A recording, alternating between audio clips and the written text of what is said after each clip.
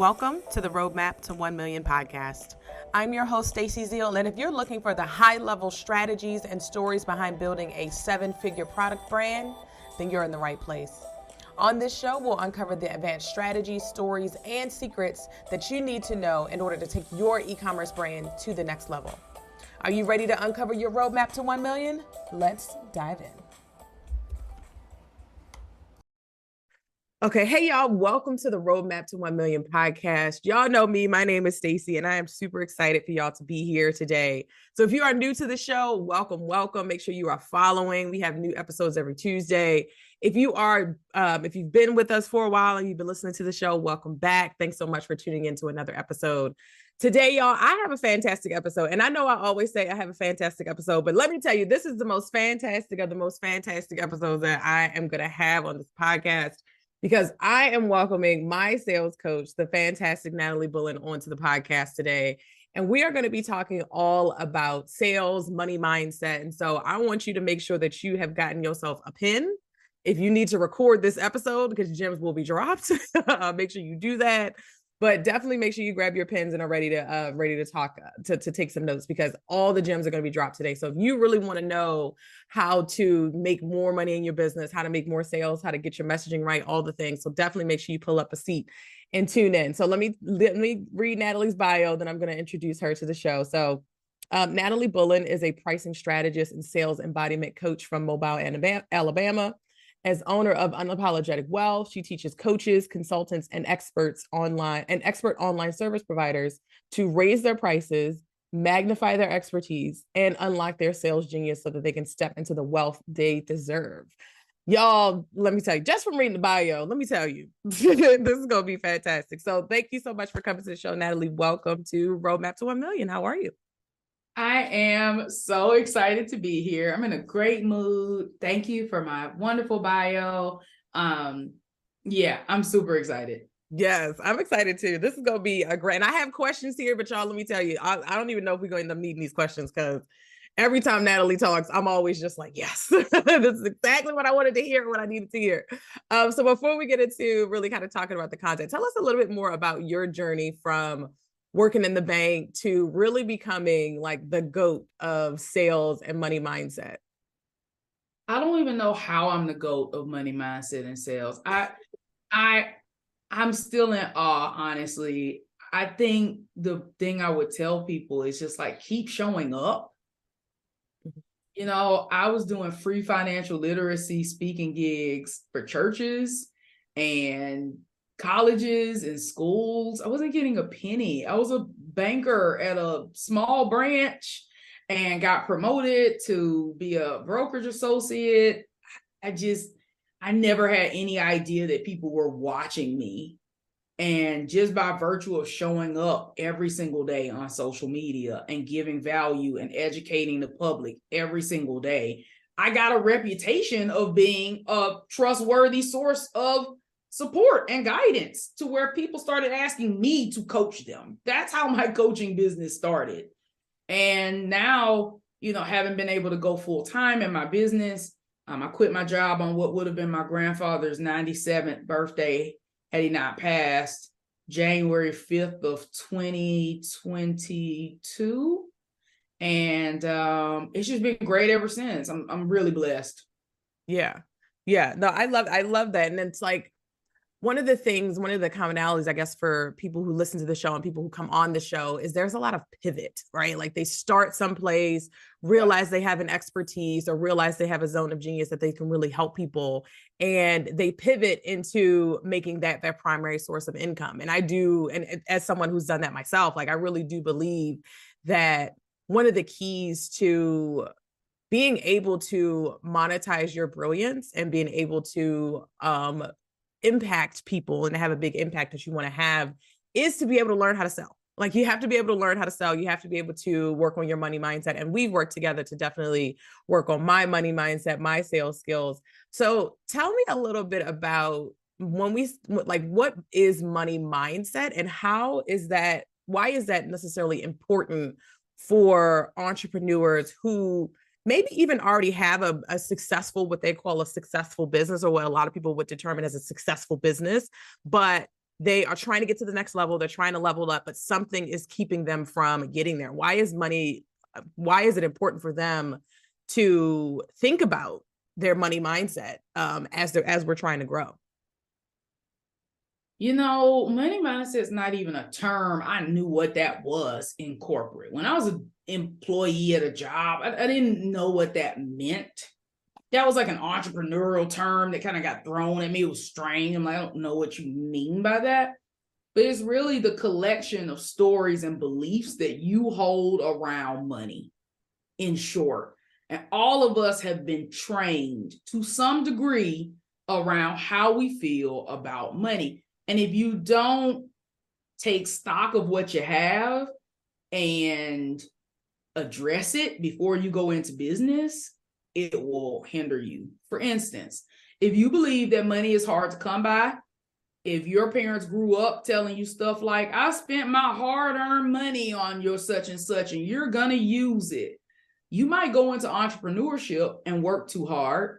You might sell things that are difficult for you to deliver because to you, work has to be hard. You might charge a very low rate for things that come easy to you because, again, work has to be hard. You might take on difficult clients because work has to be hard. You might never take time off and be exhausted and burn out because work has to be hard. So if you have that core belief, it's going to start to manifest in several areas of your business to where you hate your business, or you're undercharging, or you're frustrated all the time. And many of us just aren't aware of our closely held beliefs, what we truly believe about money, until you go into business.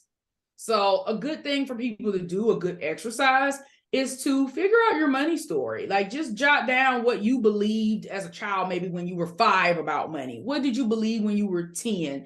Did you receive an allowance? Are your parents wealthy? Or are they struggling financially? Did they showcase working 2, 3, 4 jobs? Were they hustlers? Did they always make it happen? Did they carry a lot of debt? Do they think that rich people are mean or evil? You need to really sort that out and then ask yourself, do these beliefs move me towards wealth? Are they going to keep me in business? Are they going to benefit me? Or are these beliefs harmful and things I need to address and go from there? That's how you get to the foundation of money mindset. It's not just affirmations and woo. I can tell you affirmation all day, but if you don't change your closely held core belief, you're just saying words in the mirror. Mm-hmm. Mm-hmm. Yes. That is so important. And I so agree with what you said about how you don't realize how money mindset impacts you until you go into business for yourself.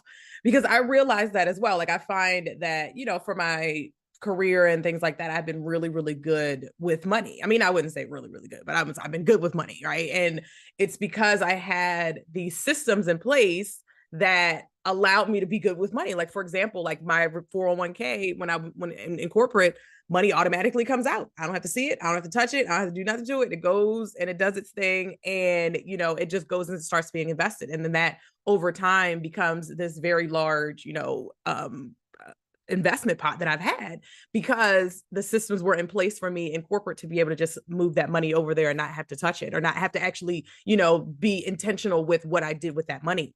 But then when I'm, out of corporate, I left corporate in 2022, and it was just like, okay, so now I have to establish all these systems myself. Now I have to really even thinking about in like the clients that I take on, like we've had to work together to create, like a sales, lead forms and things like that to be able to qualify people. Because at that point, it's like, in my career, I'd always got clients delivered to me, like, especially been in marketing. It's like my clients weren't, I didn't get to pick them. And so you kind of just take whoever comes your way. And so when I got into business, I had to realize, like, oh no, I get to actually choose who I work with. I get to actually vet people and ask them, questions to make sure that I want to work with them and not just have to take on their business.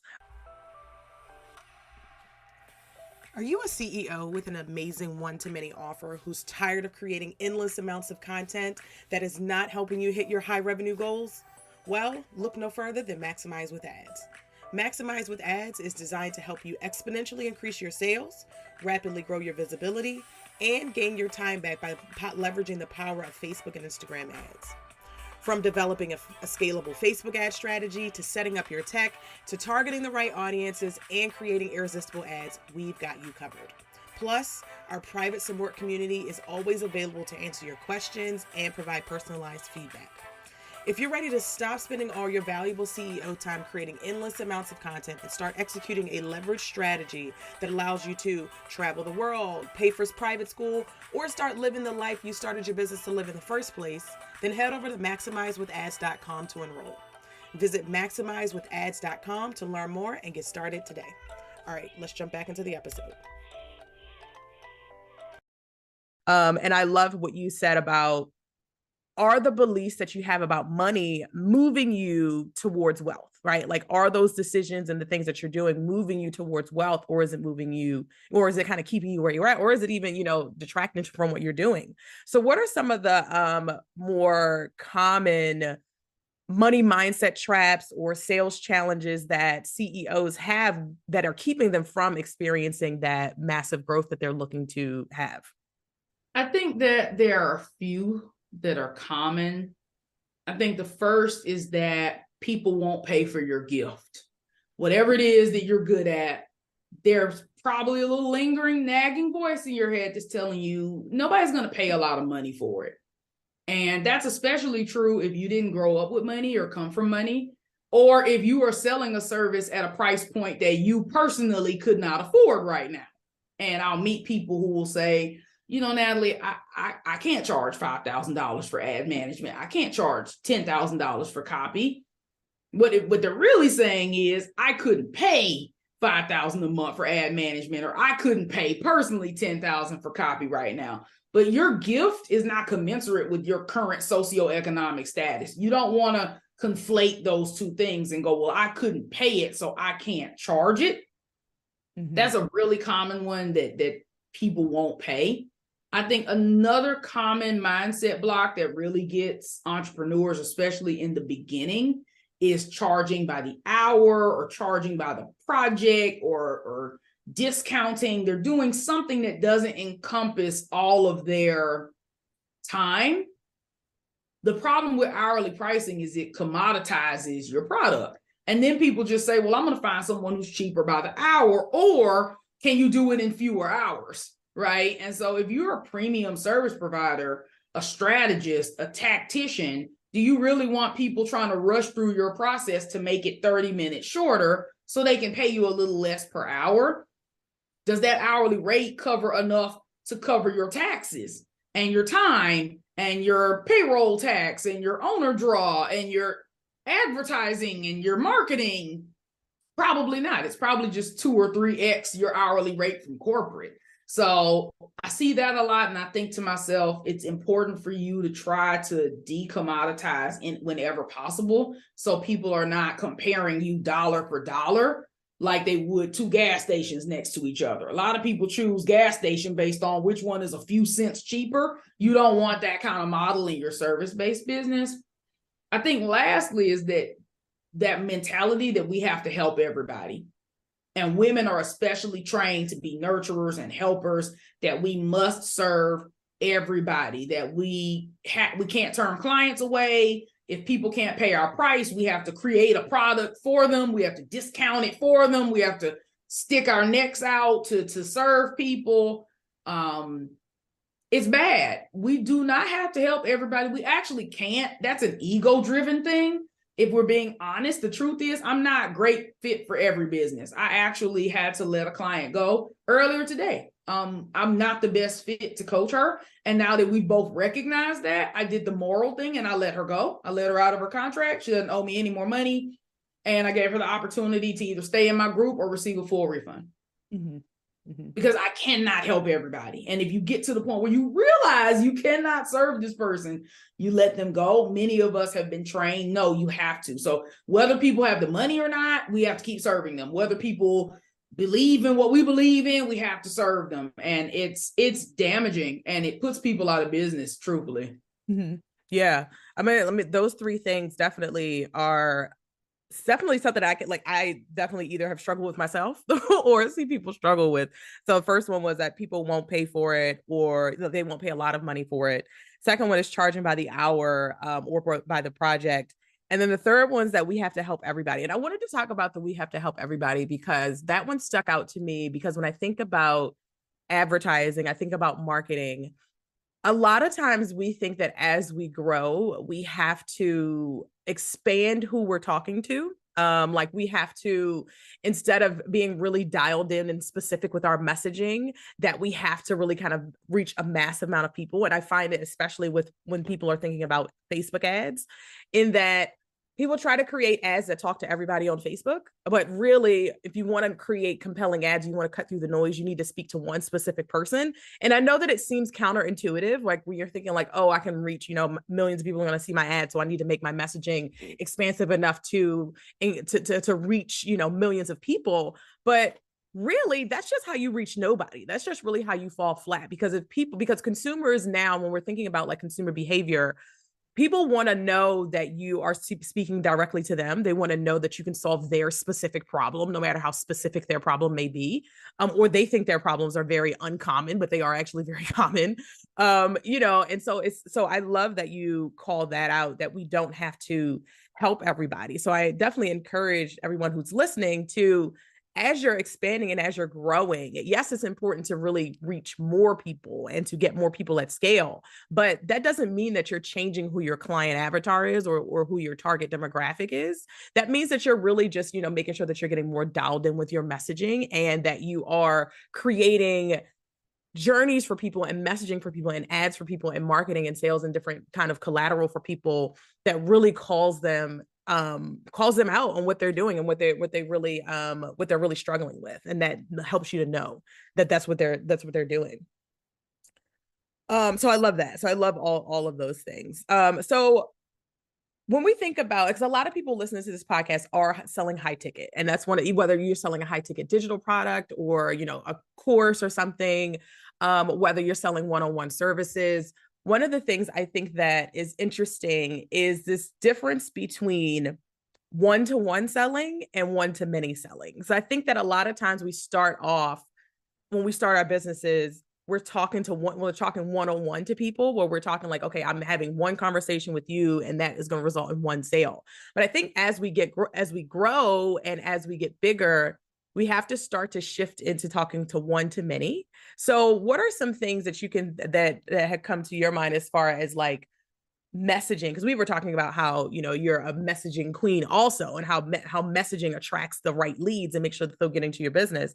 So what are some tips or some advice that you have for people when they're thinking about their messaging in terms of being able to speak to people in a more one-to-many setting, rather than speaking to someone in a one-on-one sales call, for example? Like if you're shifting from sales calls and doing that one-on-one kind of outreach to doing more like, automated selling, what are some advice that you have for people when it comes to their messaging? Because that's really kind of where you're at now, where it's like, we were talking before we started recording that you were doing a lot of like, one-to-one selling, where it's like, this lead is, that close was on my lead tracker. Now it's like, now you were saying you're just adding them in there because it closed. So like, how did you adapt your messaging to be able to speak to lots more people at one time, but still feeling like that messaging is very specific and targeted to them? You know what? I think it's important for us to remember that people follow the process we set out. So when I started coaching, I believed that people needed a one-on-one 30-minute sales call with me. They needed personalized attention and advice, and that everybody had different needs. And because I believed that, I created a sales system that required me to show up, give them one-on-one advice, have a calendar full of availability for calls. And then it dawned on me that almost all the people who got on sales calls with me closed immediately. We'd spend 10 minutes selling and 20 minutes talking. I was creating this bottleneck. I was the one telling people, you got to show up to this call, and that's the only way you can work with me. So I think there's a mindset shift that needs to move you from people need to talk to me to people need the information on what the ROI is. Mm-hmm. And that was my shift. It moved away from, when you speak with me, when we get on a call, book a call and we'll talk about, to I already know what you're going through.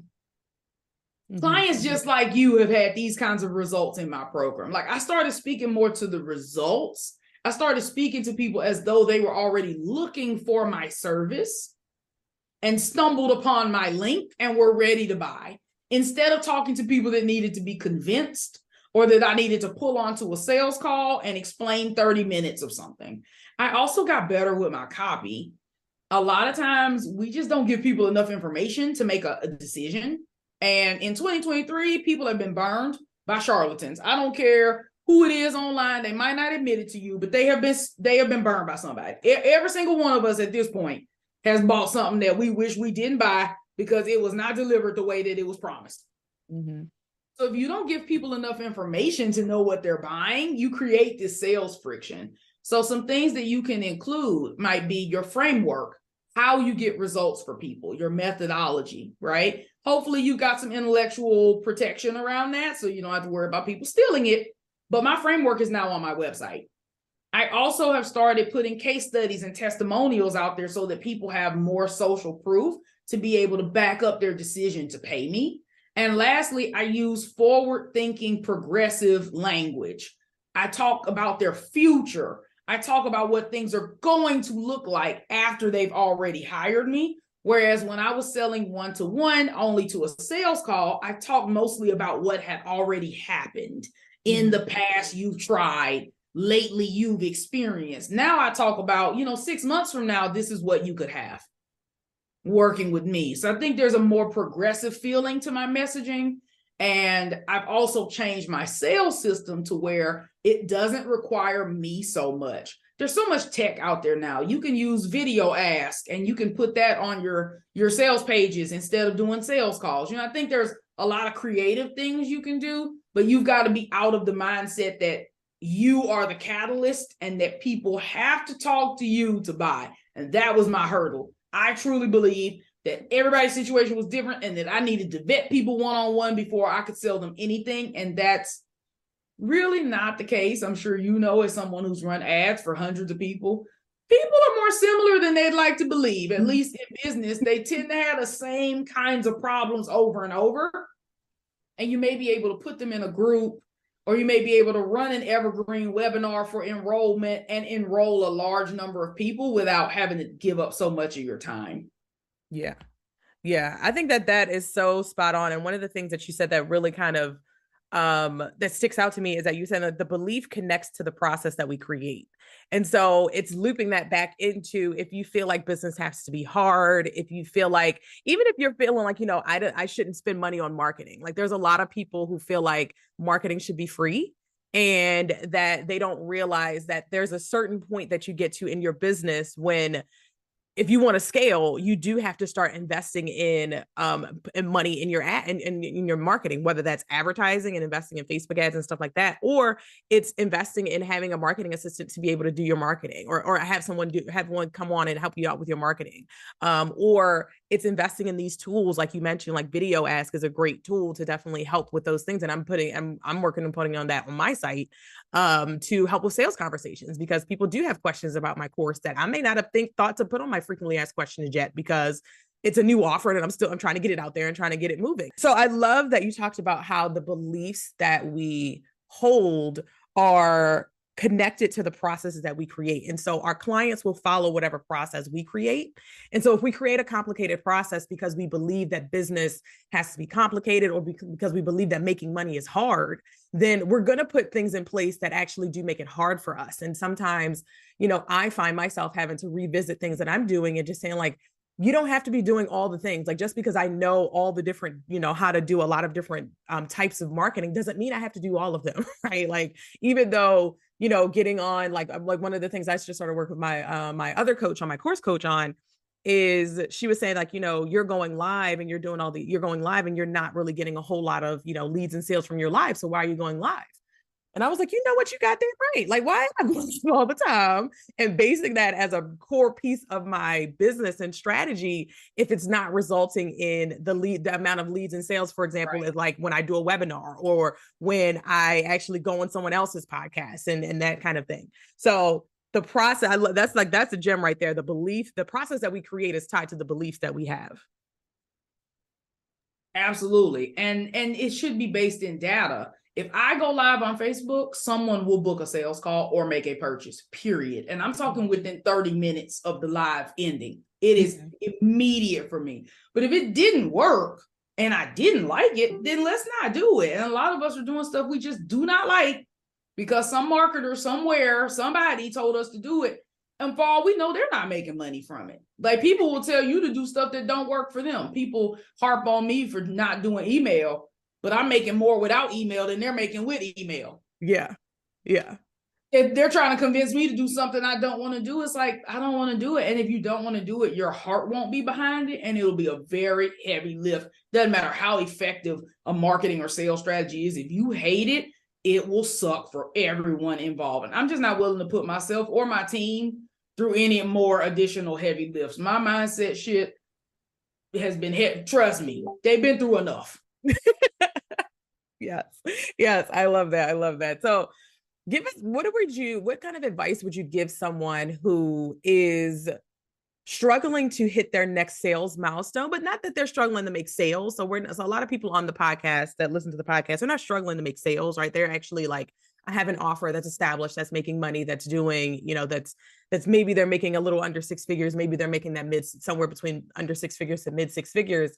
But they're like, I'm really trying to hit my next milestone, but I'm doing all the marketing strategies. I'm doing all the things, but for some reason, I cannot break this next sales milestone that I'm trying to hit. What is some advice that you give people to be able to figure out what really is holding them back from that next level? If it's not just the strategies that, like let's assume that they're focusing on the right strategies and not go down that rabbit hole of are you actually doing the right thing for your business? Gotcha. Most people just don't have enough leads to make what they're trying to make happen.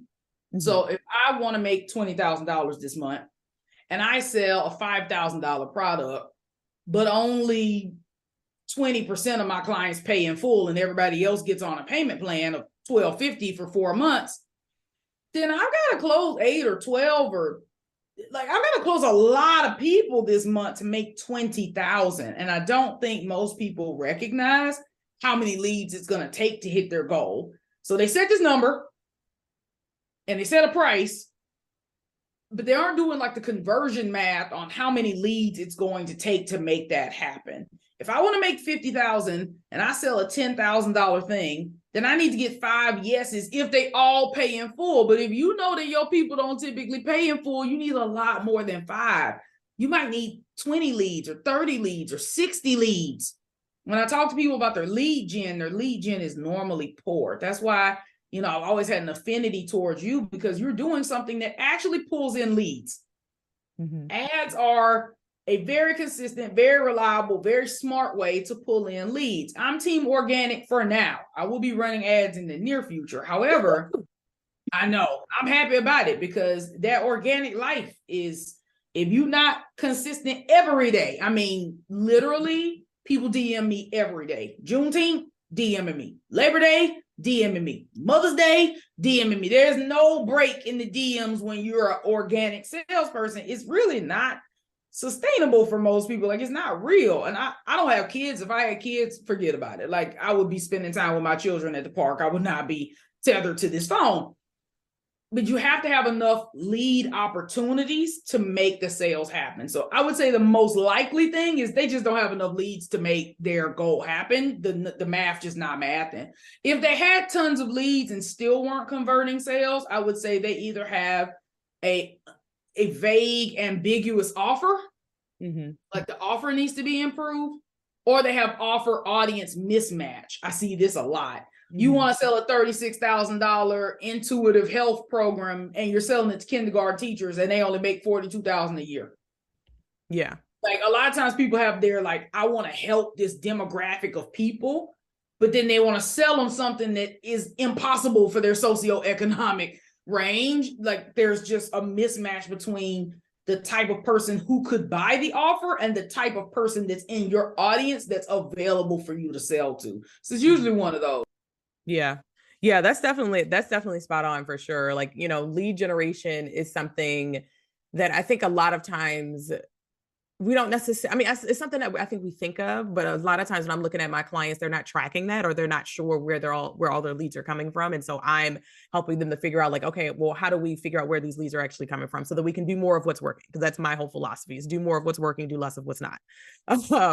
And so it's really, really, I think that those are definitely keys. And office audience mismatch. I think that that's definitely something spot on as well. Because like you're saying, like if you're trying to sell, a $5,000 program to people who are, just who are struggling to just get by or struggling to pay their rent, right? Like that's not something that that's not a battle that you're going to win, because people are not going to, likely pick your course over picking their rent. If that's what it comes down to. So you have an event coming up. You have an event called Prime to Sell. And I think that of all of the stuff that we talked about today, I think that people are going to learn all of that plus so much more. So can you tell us about the event? Tell us about Prime to Sell, who it's for, why everybody should attend, especially if they want to make a lot more money in their business than they are currently making now. I'm so excited about it. This is my inaugural live event. I think there's something powerful about being in the room with other people who are just as motivated to win as you are, is just as excited about selling and making money, where you can be yourself and express your desires. I don't know about you, but I'm really tired of pretending like I don't want to make a lot of money and having to have these, altruistic reasons. So I'm going to give it all to the church, and I'm going to give it all to charity. No, I'm going to buy something nice for myself. I'm going to No, Fiji. I'm gonna go to South of France. I'm gonna buy a lot of stuff. I'm gonna have a good time. I'm gonna take some time off because I want to, right? And so if you want to be around people who desire to have more financial success in a sustainable business that's not wearing them down, burning them out, making them gain weight, making their hair fall out, causing them to want to quit. You see all these 7-figure businesses that just up and quitting.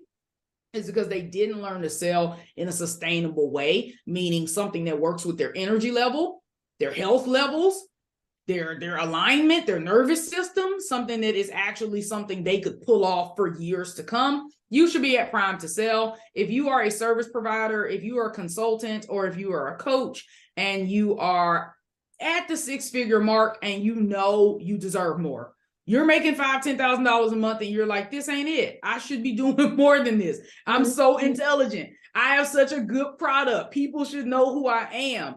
But you don't know if you should move your prices up. You don't know if you should sell to a different client. You really want to be able to get granular on where is the disconnect between the $10,000 month I can sporadically hit and the 25K, 35K, 50K months that I know I deserve, that the charlatans all around me seem to be hitting every single month. Right. I want that, right? Yeah. We're going to have sessions on prospecting, how to do that without being icky in the DMs. We're going to have a session on pricing and how moving your prices up and not down is actually what's missing in your pricing strategy to get premium clients. We're going to talk about magnetic messaging, the words, terms, phrases, and how to build your unique lexicon. So when people see your Facebook posts and your web copy, they're like, damn it, I gotta buy this thing right now. And lastly, we're going to have a guest session by my attorney, Niquosha, to talk through some compliance and just make sure all your legal stuff is tuned up. It's in Nashville from September 12th through the 15th. We're going to have a little welcome reception on the 12th. We're going to train the 13th and 14th, and then I'll say la vie 15th after I feed you breakfast. It's at the Kempton Hotel, which is a very beautiful, nice, luxurious hotel. I chose a hotel and not a mansion or shared living space because I'm an introvert. So if you're an introvert, you're more than welcome. If you need to recharge at night, so do I. Okay, my battery has to be refilled. So after you are able to get your training, get your very nice catered lunch, you're going to be able to retreat back to your room, integrate, learn, rest, rejuvenate peacefully by yourself in your room, and then meet us the next day. So I'm excited. I am tricking Stacey into going one way or the other. So, in subsequent episodes of this podcast, you'll be able to hear how great it was. Because if I got to come to Baltimore myself and get her, but it's going to be a great event. It's a small event. We're capping it at 14 people because I really want to be able to give people time and space for each individual. I've been to these big events. I'm not saying it's a bad thing to have a big conference, but you are a number at a big conference. And if you got a room of 14 people, I'm going to know every single name, every single business, and be able to give you transformation in a personalized way that you just don't get at some of the bigger conferences. So really proud to be able to say how I'm making the live event happen. Yeah. Yeah. I'm excited for it too. I'm definitely like, I have it already blocked off on my calendar. So I'm like, oh, you coming. I know. Let me tell you, I got to launch this month and I'm launching in a week. So let me get through this course launch.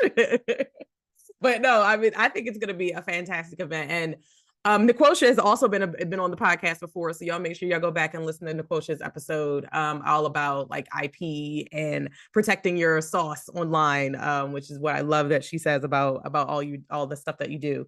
So yeah, make sure y'all definitely go check out Niquosha's episode. Make sure y'all check out the event. Tell us where we can get tickets for the event. We'll also include it in the show notes, but let us know where we can go to get the tickets. Yes, you can go. There's a banner on my website. It's very prominent. You can't miss it. Unapologeticwealth.com. Yes, I love that. And can I tell y'all how much I love that the name of Natalie's business is Unapologetic Wealth? Because literally, like like we were talking about affirmations. I'm like, I have my Natalie affirmations. I'm like, wealth is my birthright. Okay, like I put that on my board whenever I'm just like, okay, I need to really focus on the money and focus on the sales and not getting tripped up doing things like updating sales pages and doing all kinds of stuff like that. So I love that. So y'all make sure you definitely go to unapologeticwealth.com. Make sure you check out the show notes as well, because we'll make sure we have all of the information for the event as well as Natalie's links there. So let us know anything you want to leave us with, and let us know how we can connect with you online if we just want to definitely stay in your awesome unapologetic orbit. We'll put my Facebook page. That's where you really ought to be following me, because it's a whole vibe over there. Like my Facebook page is lit. It's a masterclass. It's a course. It's a watering hole of interesting information. It's everything. Yes. So follow me there. Go to my website and you can find out all about me. I won't bore you, but I'm telling you, being in proximity to a powerhouse is powerful. And If you don't have people in your circle that's making a lot of money, you need to get your butt over to my page so you can make you some connections and stop dealing with looky-loos and get you some buyers, and stop thinking about engagement and get you some stripe dings, because we are actually moving over here in Unapologetic Wealth. So I'm excited about it. Definitely. Everybody, let me tell you, you definitely want to make sure that you're following Natalie on any of these places. Definitely our Facebook page, because that is where so much fun conversation happens, y'all. And I'm telling you, like I've worked with Natalie, and I'm still always, whenever I'm following her, still getting gems and knowledge. And you have a podcast that people can listen to. So if you are a podcast listener, definitely want to check out Natalie's private podcast, where you can get her voice in your ear for 365 days. It's crazy. It's crazy. And I kick myself, because I shouldn't have called it a podcast. I should have called it daily audio coaching, because then I could have charged what it was actually worth. So, y'all have an opportunity up until I finish recording all the year's worth of episodes. I've got like 40 more episodes. I'm going to call it a private podcast, and I'm going to charge you $150. As soon as I get that last recording up, I am rebranding it for what it actually is. Pocket coaching. Yes. And I'm charging accordingly. Yes, it really is. I definitely think so. Like it really is. Like I've listened to some of the preview episodes, and I'm like, oh my gosh, this is exactly what I need to hear. So all right, thank you so much, Natalie, for coming on the show. It has been fantastic having you here. Y'all make sure that y'all go check out the show notes if you want to learn more about the event Prime to Sell. All the information will be there. Make sure you head over to Natalie's website and follow her online, unapologeticwealth.com, and Natalie Bullen across all these internet streets. So I will see y'all in the next episode. Make sure you're following, because we do have awesome episodes coming up down the pipeline. So again, we'll see you next Tuesday. Thanks for coming on.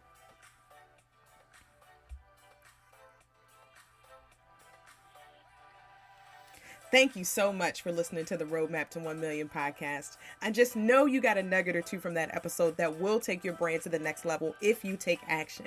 Keyword, take action. So head over to stacyzeal.co/checklist to get a free resource that will help you to take action on what you learned today, so that you can get on to building the brand of your dreams. And be sure to leave us a review so businesses like yours can get this gold as well. All right, y'all. I'll see you on the next episode.